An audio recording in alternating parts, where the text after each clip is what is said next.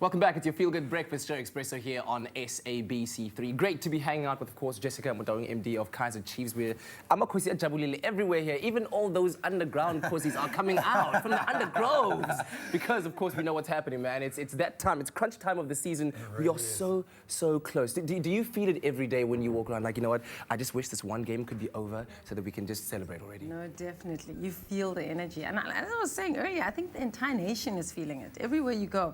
I felt it quite acutely at the Swallows game when we played against Swallows, and it was just when we left the stadium, the euphoria that was there was incredible, and you felt it in Polokwane, just the build up to the game and how people were feeling. So the tension is there, and I think people are excited, very excited. I know I am. Of course, any team that's going to make you believe you can achieve the impossible is Swallows. So I think their fans know what it takes to win a title and how close you can come. What is it going to take to beat Ajax this week? Do you see them as a wounded animal? Are you worried? New coach there, you know the coach. Yes, I think interesting dynamics there. Definitely Musina's come in. Obviously, he's got to make sure that they stay in the Premiership. For us, it's focus. It's really focus. I think the coach is very clear about the fact that he's just got to keep the guys focused and really make sure that they play their best football, because also that's what's characterized our season is great football. Good Keeping football. It on the field, yes.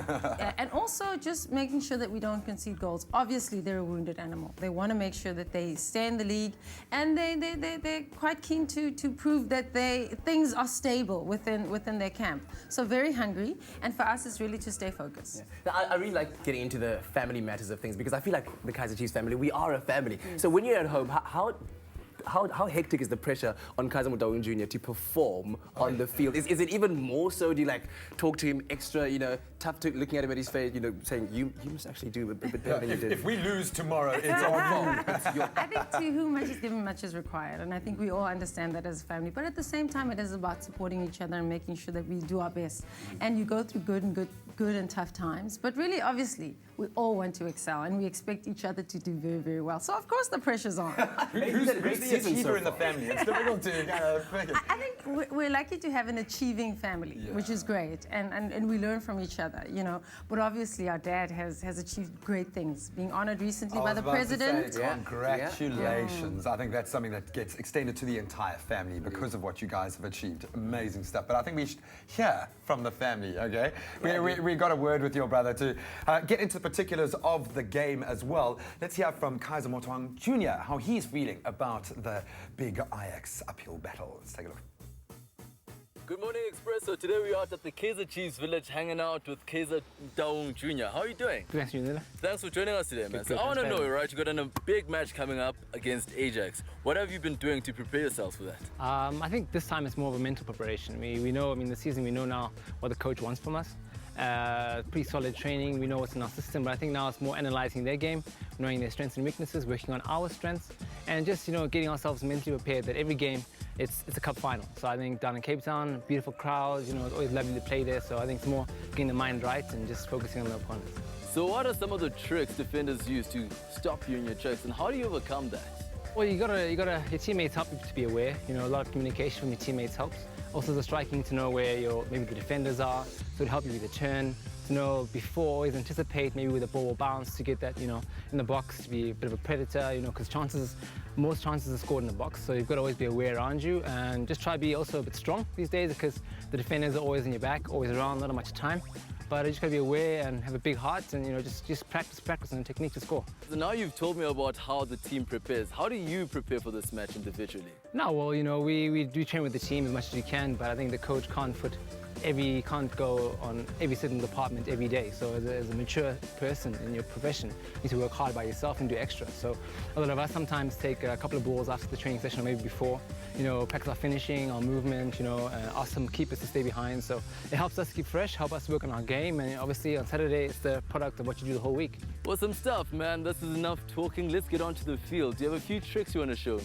Well, I think today, normally for me, what helps me a lot is just a step over, because that's something that always creates a small inch for you to score, that little gap you need to finish the ball. Yeah. Cool. Let me stand here. Cool. First of all, a small touch with the right, step over, on your left.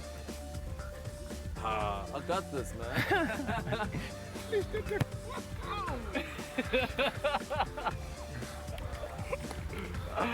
Oh man, that's so bad. Jeez, Kaizer, what a shot, man. Anyway, now that I've defended and managed to get through Kaizer Motaung, let's see what Bernard Parker has in store for me.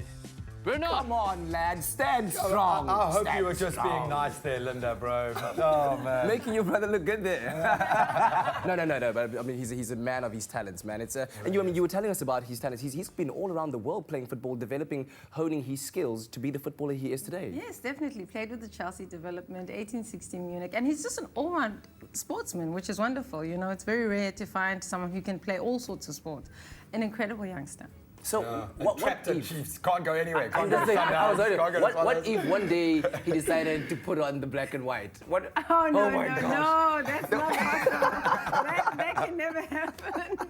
Thank goodness for that. Thank goodness for Oh, that. man. It is awesome having you in studio this morning. We're going to still chat about rugby. You haven't gotten off light. You know, we want to get into the Kaizer Chiefs brand and how you guys have been able to be a brand forecaster and stay ahead of the trend, and why so many youngsters are branding themselves Kaizer Chiefs now. It's become a really popular thing to be a PSL supporter and a Chiefs supporter. So you can start thinking about that. We're going to take a quick break, or we're going to take a quick kitchen break. I can smell something delicious brewing in the kitchen. I think it's coconut day. Let's get into a little bit of kitchen fun. Ladies?